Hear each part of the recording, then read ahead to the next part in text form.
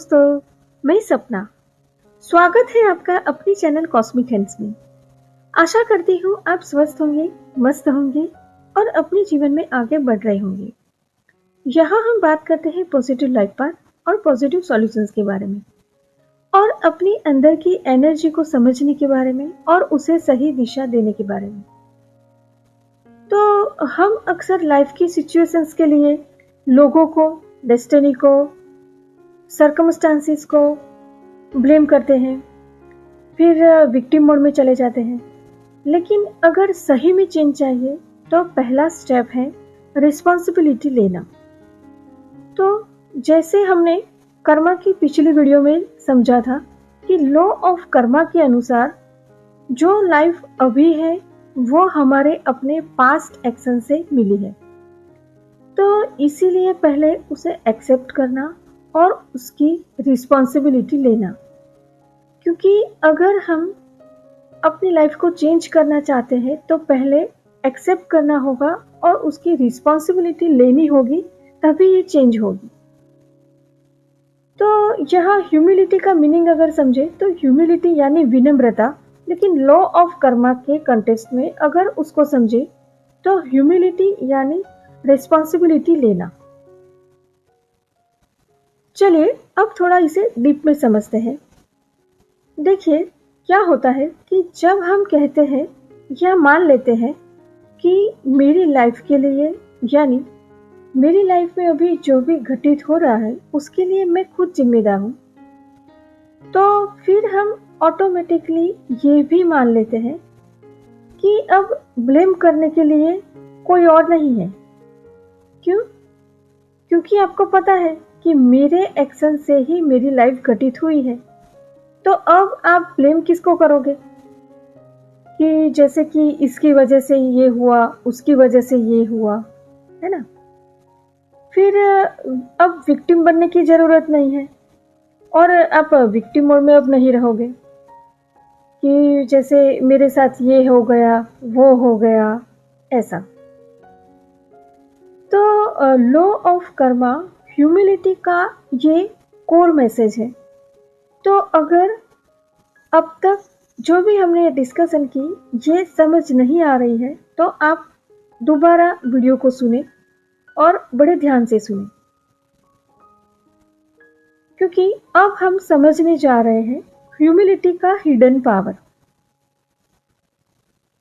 तो अगर ह्यूमिलिटी आप अपने अंदर डेवलप कर लेते हो तो उसका जो हिडन पावर है वो किस तरह से शो होता है, यानी कि आप में और आपकी लाइफ में इसके क्या ट्रेट्स देखने को मिलते हैं वो हम समझेंगे।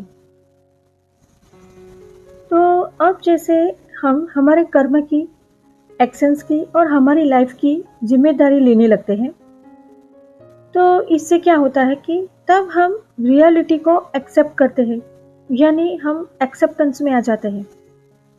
और इससे फिर क्या होगा कि ब्लेम करना जो है वो धीरे धीरे कम हो जाता है। फिर उसी तरह विक्टिम बनना भी धीरे धीरे कम हो जाता है। अब इससे एक स्टेप आगे अगर इसको समझे तो एक्सेप्टेंस जब आ जाता है तो उससे क्या होता है, तो हमारा माइंड जो है वो बिल्कुल क्लियर होने लगता है और अवेयरनेस बढ़ती है और देख पाते हैं कि हम कहाँ वही पुराने पैटर्न रिपीट कर रहे हैं। तो इस तरह से अवेयरनेस बढ़ने लगती है। तो इससे फिर क्या होता है, तो इससे फिर हम वही जो पुराने पैटर्न रिएक्शंस हैं वो अब नहीं देते हैं और हम कॉन्शियसली डिफरेंट एक्शंस लेना शुरू करते हैं। देखिए बहुत ही मज़ेदार और सुंदर ये पूरा प्रोसेस है, उसका ध्यान से समझिए।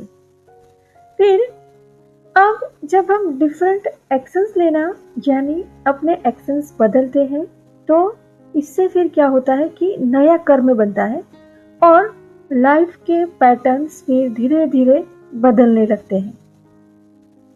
और इस पूरे प्रोसेस में एक सटल चेंज ये होता है कि ईगो जो है वो धीरे धीरे सॉफ्ट होने लगता है, क्योंकि ब्लेम खत्म हो जाता है और लर्निंग शुरू हो जाती है। तो देखिए, इसको हम एग्जाम्पल से अगर समझे तो जैसे कि पहले मैं ऐसा कहती थी कि मैं ही सही हूँ, तो अब इसके बदले मैं क्या कहती हूँ, मैं सीख रही हूँ। फिर पहले मैं कहती थी कि मेरे साथ ही गलत हुआ, लेकिन अब मैं क्या कहती हूँ कि मैं रिस्पॉन्सिबल हूँ। फिर पहले मैं कहती थी कि मैंने ही सब किया, और अब मैं कह रही हूँ कि मैं इम्प्रूव कर सकती हूँ। तो कुछ इस तरह से ये शिफ्ट आती है, और यही ह्यूमिलिटी है लॉ ऑफ कर्मा में। और जब ईगो सॉफ्ट होता है तो अंदर का जो रेजिस्टेंस होता है, अवरोध होता है, वो कम होने लगता है और लाइफ में नेचुरल इनर पीस आने लगती है। तो इस तरह हम लॉ ऑफ कर्मा में ह्यूमिलिटी को समझ सकते हैं। तो ह्यूमिलिटी कोई वीकनेस नहीं है, बल्कि ये एक पावरफुल स्टेट है जो मैंने खुद अपनी लाइफ में एक्सपीरियंस किए हैं, उसको जिया है, जो आपकी लाइफ को पूरी तरह से बदल सकती है, चेंज कर सकती है।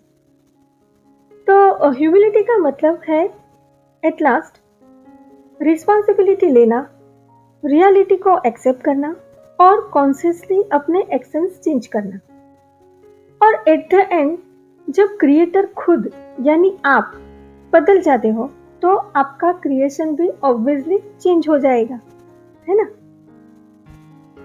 तो ये कॉन्सेप्ट में अगर आपको कोई भी क्वेरी है तो आप कमेंट बॉक्स में जरूर कमेंट कर सकते हो।